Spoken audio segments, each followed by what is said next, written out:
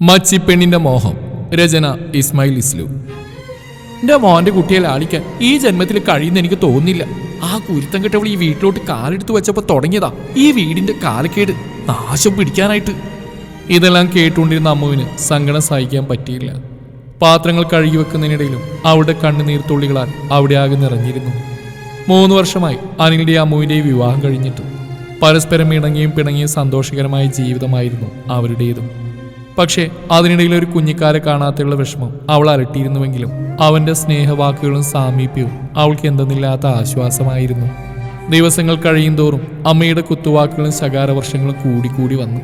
ഒരു വേലക്കാരിയെപ്പോലെ അവളെ കൊണ്ട് ആ വീട്ടിലെ എല്ലാ ജോലികളും ചെയ്യിക്കുമ്പോഴും തന്നെ സ്നേഹിക്കുന്ന ഏട്ടന് വേണ്ടി അവളെല്ലാം സഹിച്ചും ക്ഷമിച്ചും ആ വീട്ടിലൊരു വേലക്കാരിയെപ്പോലെ അവൾ ജീവിച്ചു. ഒരു ദിവസം, നീ എങ്ങോട്ടാ ഉടുത്തൊരുങ്ങിയിട്ട്? അല്ലമ്മേ, ദിവ്യ ചേച്ചിയുടെ മോളുടെ പിറന്നാളിന് ചേച്ചി ചെല്ലാൻ പറഞ്ഞിട്ട് എന്നെയും വിളിച്ചിരുന്നു. നിന്നെ പോലെ മച്ചി അങ്ങോട്ട് കൂട്ടിക്കൊണ്ട് ചെന്നാ എൻ്റെ മോളുടെ കുഞ്ഞിന് വല്ല അപകടം സംഭവിക്കും. മുഖത്തടിച്ച പോലെയാണ് അവരത് പറഞ്ഞത്. ചേച്ചിയുടെ കുഞ്ഞിനെ കാണാൻ എനിക്കും ആഗ്രഹം ഉണ്ടാവില്ലേ? അതുകൊണ്ടാ അമ്മേ.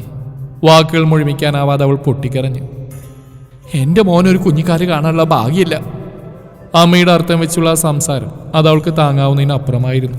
പൊട്ടിക്കരഞ്ഞുകൊണ്ടാണ് അവൾ അകത്തേക്ക് ഓടിപ്പോയത്. അവളെ തന്നെ നോക്കി നിൽക്കുന്ന അവനോടായിക്കൊണ്ട് അമ്മ പറഞ്ഞു, അനിലേ, നീ അവിടെ എന്ത് നോക്കിക്കുക? നീ ചെന്ന് വണ്ടി എടുക്ക്, ഇപ്പൊ തന്നെ സമയം വൈകി. അമ്മയുടെ ആ പ്രവൃത്തി അത് അവൾക്ക് താങ്ങാവുന്നതിന് അപ്പുറമായിരുന്നു. എന്തിനാ ഈശ്വര എന്നെ ഇങ്ങനെ പരീക്ഷിക്കുന്നു? ഇതെല്ലാം തൻ്റെ അച്ഛനും അമ്മയും അറിഞ്ഞാൽ ചങ്ക് തകർന്നു പോകും ആ പാവങ്ങളുടെ. അന്ന് വൈകുന്നേരം, ഏട്ടാ, വർഷം 3 ആയില്ലേ? ഇത്രയും കാലം ഏട്ടനോട് ഞാനൊന്നും ചോദിച്ചിട്ടില്ലല്ലോ. അതിനിപ്പോൾ നിനക്കിനി എന്താ ചോദിക്കാനുള്ളത്? എന്തായാലും ചോദിക്കുക. ചേച്ചിയുടെ വീട്ടിൽ പോയി വന്നതിന് ശേഷം അവൻ്റെ സ്വഭാവത്തിലും പ്രകടമായ മാറ്റം ഉണ്ടായിരുന്നു. ഏട്ടാ, നമുക്കൊരു ഡോക്ടറെ പോയി കണ്ടാലോ? അത് പറയുമ്പോൾ അവരുടെ ശബ്ദമിടറിയിരുന്നു. അവരുടെ സംസാരം കേട്ടുകൊണ്ടാണ് അമ്മ അങ്ങോട്ട് വന്നത്. എൻ്റെ കുട്ടിക്ക് യാതൊരു കുഴപ്പമില്ല. നീ മച്ചിയായതിന് എൻ്റെ കുട്ടി എന്ത് പഴിച്ചു? നീ മാത്രമല്ലല്ലോ, നിന്റെ കുടുംബം തന്നെ അങ്ങനെയാണല്ലോ. നിന്റെ 2 ചേച്ചിമാരുടെ അവസ്ഥ അത് തന്നെയാണല്ലോ. പുച്ഛത്തോടെ അവരത് അവളുടെ മുഖത്തേക്ക് നോക്കി പറയുമ്പോൾ അവളുടെ കണ്ണുകൾ നിറഞ്ഞു തുളുമ്പിയിരുന്നു. അന്ന് രാത്രി, മോനെ, നീ അത് അവളോട് പറഞ്ഞു? ഞാൻ പറഞ്ഞ കാര്യങ്ങളെല്ലാം? ഇല്ലമ്മേ, ഞാനെങ്ങനെ അവളോട് ഇവിടുന്ന് ഇറങ്ങിപ്പോകാൻ പറയുക? എത്രയായാലും അവളെൻ്റെ ഭാര്യയല്ലേ. അപ്പം നിനക്ക് ഞാനും നിന്റെ ചേച്ചിമാരുടെ ഓർമ്മയില്ലേ? നീ അവളോട് കുറച്ച് ദിവസം അവിടെ വീട്ടിൽ പോയി നിൽക്കാൻ പറ, പിന്നെ വിളിക്കാൻ പോയിരുന്നാൽ മതി. ഒക്കെ നിന്റെ നല്ലതിന് വേണ്ടി അമ്മ പറയുന്നു. ആ മച്ചി ഇനി നമുക്ക് വേണ്ട. അവിടെ ഈ വീട്ടിൽ നിന്ന് പോയാൽ തന്നെ നമ്മുടെ എല്ലാ പ്രശ്നവും തീരും. അവരുടെ സംസാരമെല്ലാം കേട്ടുകൊണ്ടിരുന്ന അമ്മുവിന് തൻ്റെ ശരീരം തളർന്നു പോകുന്ന പോലെ തോന്നി. തൻ്റെ ഏട്ടനും താനൊരു ബാധ്യതയാണെന്നറിഞ്ഞവൾ പൊട്ടിക്കരച്ചിലോടുകൂടി ബെഡിലേക്ക് വീണു. രാത്രിയിൽ ഉറങ്ങാൻ കിടക്കുമ്പോൾ കണ്ണീരിനാൽ അവളുടെ പുതപ്പുകൾ നനഞ്ഞ് കുതിർന്നിരുന്നു. പിറ്റേ ദിവസം നേരം വെളുത്തപ്പോൾ പതിവ് ചായയുമായി വരാറുള്ള അവൾ നോക്കിയെങ്കിലും അവിടെയെങ്കിലും കണ്ടില്ല. അമ്മേ, അമ്മുവിനെ കണ്ടോ? ഇല്ല. എന്താ മോനെ? ഞാനിവിടെ എല്ലാം തിരഞ്ഞു, അവളെ കാണാനില്ല. എവിടെയെങ്കിലും പോയി തൊലയട്ടെ, നാശം. പെട്ടെന്നാണ് അവൻ്റെ ശ്രദ്ധ അലമാരയുടെ കണ്ണാടിയിലേക്ക് നീണ്ടത്. കണ്ണാടിയിൽ ഒരു പേപ്പർ ഒട്ടിച്ചു വെച്ചിരുന്നു. അതെടുത്തു നോക്കിയവൻ. എൻ്റെ ഏട്ടന് ഒരുപാട് സ്വപ്നങ്ങളുണ്ടായിരുന്നു. ഏട്ടൻ്റെ ജീവിതത്തിലേക്ക് കടന്നു വരുമ്പോൾ എനിക്ക് അമ്മയുടെ കുത്തുവാക്കുകൾക്കിടയിലും എന്നെ ഇവിടെ നിൽക്കാൻ പ്രേരിപ്പിച്ച് ഏട്ടന് എന്നോടുള്ള സ്നേഹം ഒന്നുകൊണ്ട് മാത്രമായിരുന്നു. പക്ഷേ ഇപ്പോൾ ഏട്ടന് ഞാനൊരു ബാധ്യതയാണെന്ന് ഇന്നലെ എനിക്ക് മനസ്സിലായത്. ഏട്ടനെ എനിക്ക് ഒരുപാട് ഇഷ്ടമാണ്. അതുകൊണ്ട് തന്നെ ഏട്ടൻ എന്നെ ഇറക്കി വിടുന്നു എനിക്ക് സഹിക്കാൻ പറ്റില്ല. അതുകൊണ്ട് ഞാൻ പോകുന്നു. ഇനി നിങ്ങളുടെ ആരുടെ മുമ്പിലും ഒരു ശല്യമായിട്ട് ഞാൻ വരില്ല. പിന്നെ ഏട്ടൻ ദൈവത്തിൻ്റെ മുമ്പിൽ വെച്ച് എൻ്റെ കഴുത്തിൽ കെട്ടിയ താലി, അതിന് ഇന്നോളം ഞാനൊരു കളങ്കവും വരുത്തിയിട്ടില്ല. അതും ഞാനിവിടെ വെക്കുന്നു. വായിച്ചു തീർന്നും അവൻ്റെ മനസ്സിലൊരു മരവിപ്പായിരുന്നു. കാരണം അതിലെ വരികളെല്ലാം അവൻ്റെ ചങ്കിൽ തന്നെയായിരുന്നു കൊണ്ടത്. വർഷങ്ങൾ പിന്നെയും കടന്നുപോയി. നീണ്ട 5 വർഷങ്ങൾക്ക് ശേഷം ഒരു ഹോസ്പിറ്റലിൽ വെച്ചാണ് അനിൽ ഹരിയെ വീണ്ടും കാണുന്നത്. Hello sir. ആരെയത്? അനിൽ. എന്തെങ്കിലും വിശേഷം? താനിപ്പോൾ നാട്ടിൽ തന്നെ കൂടിയല്ലേ? അമ്മേ, ഇതാണ് ദുബായിൽ ജോലി ചെയ്യുന്ന കമ്പനിയിലെ മാനേജർ. സർ, ഇതെൻ്റെ അമ്മയും ഭാര്യയോ? മോനെന്താ ഇവിടെ? ഭാര്യയെ ഡോക്ടറെ കാണിക്കാൻ വന്നതാവല്ലേ?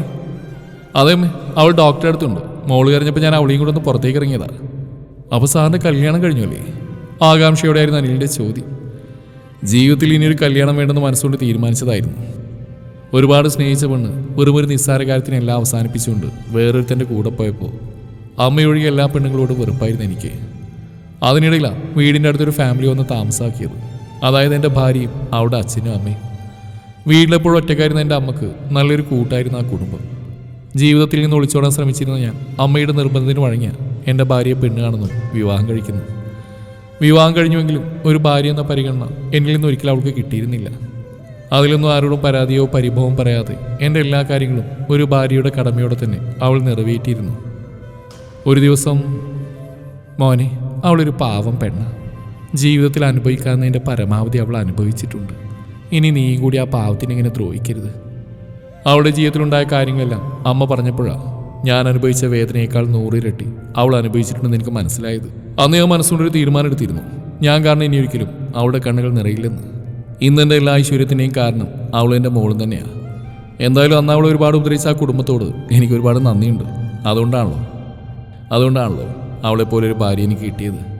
ഓ സോറി കേട്ടോ, ഞാൻ എന്തൊക്കെയോ പറഞ്ഞ് നിന്നെ ബോറടിപ്പിച്ചു അല്ലേ?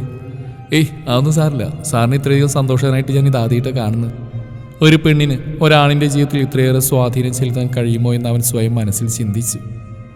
പിന്നെ അല്ലേ, മറ്റന്നാൾ ഞങ്ങൾ ദുബായിലൂടെ തന്നെ തിരിച്ചു പോകും. എൻ്റെ പുതിയ ഷോപ്പിൻ്റെ ഉദ്ഘാടനം അതെൻ്റെ ഭാര്യയെ കൊണ്ട് തന്നെ ചെയ്യിപ്പിക്കണം.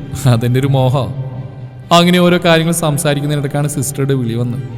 ഹരിയുടെ വൈഫിൻ്റെ ചെക്കപ്പ് എല്ലാം കഴിഞ്ഞു, ഇനി കൂട്ടിക്കൊണ്ട് പോയിക്കോളൂ കേട്ടോ.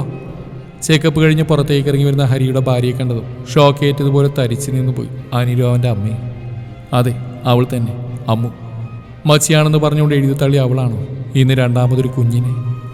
ശരീരമെല്ലാം തളർന്നു പോകുന്ന പോലെ തോന്നിയവന് നിന്ന നിൽപ്പിൽ ഭൂമി രണ്ടായി പിളർന്നു പോയെങ്കിലെന്ന് തോന്നിയ നിമിഷം പുഞ്ചിരിച്ചുകൊണ്ട് പുറത്തേക്ക് ഇറങ്ങിയിരുന്ന അവളെ ഒന്ന് നോക്കാൻ മാത്രമേ അവന് സാധിച്ചുള്ളൂ. ഏട്ടാ, നമുക്ക് പോവാം, മോളിങ് താഴെ, ഞാൻ എടുക്കാം. അവളെ ചേർത്ത് നിർത്തിക്കൊണ്ട് അവൻ പറഞ്ഞു. അമ്മേ, ഇതാണ് ഞാൻ പറഞ്ഞ ആ പുണ്ണി, എൻ്റെ ഭാര്യ, എൻ്റെ എല്ലാ ഐശ്വര്യത്തിൻ്റെയും കാരണക്കാരി. അത്രയും പറഞ്ഞുകൊണ്ട് അവിടെ നിന്ന് ഇറങ്ങിപ്പോകുന്ന അവരെ നിസ്സഹായതയോടെ നോക്കി നിൽക്കാൻ മാത്രമേ അവന് സാധിച്ചുള്ളൂ.